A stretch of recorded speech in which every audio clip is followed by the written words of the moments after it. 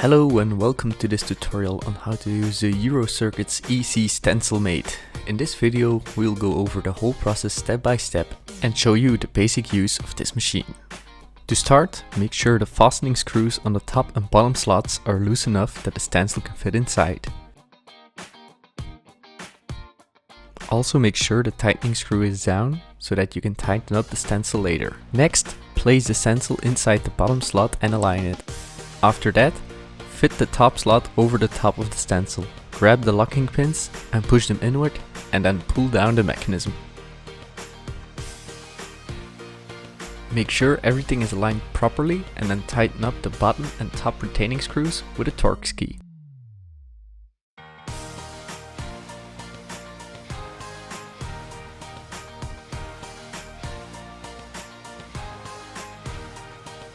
Next, you can tighten up the stencil a bit by turning the tightening knob in the clockwise direction. After the stencil is flat, open up the frame and push back the holding arm.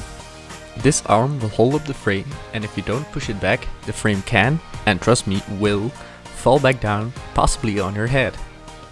Next, we will position the board holders so that they will support our PCB nicely, with the taller holders in the upper corners. We can now lower the frame back down and fully tighten up the stencil.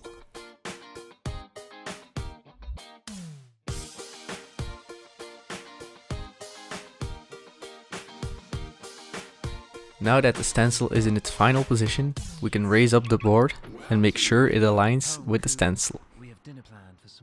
If not, we can move the board or the stencil to align the pads exactly underneath the stencil holes. If everything is aligned, we can move on to the fun part, actually putting the solder paste onto the pads. To do that, put some solder paste onto the stencil and then use a squeegee to drag the paste over and into the holes. You may need to repeat this dragging procedure a couple of times until all the holes are filled with paste. If all your pads have a layer of paste, scrape off the excess solder paste and lower the PCB back down. You can put the excess paste back into the container to reuse it later.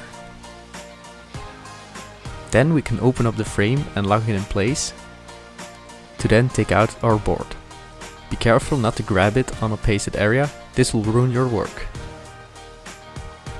The PCB can now move on to the next step and be populated with components, and for the stencil is cleanup time.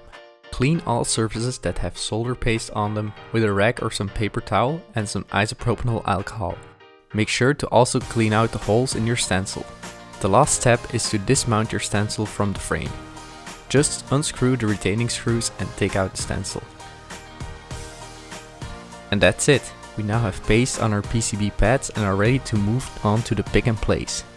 Thank you for watching and feel free to ask any questions in the comments down below.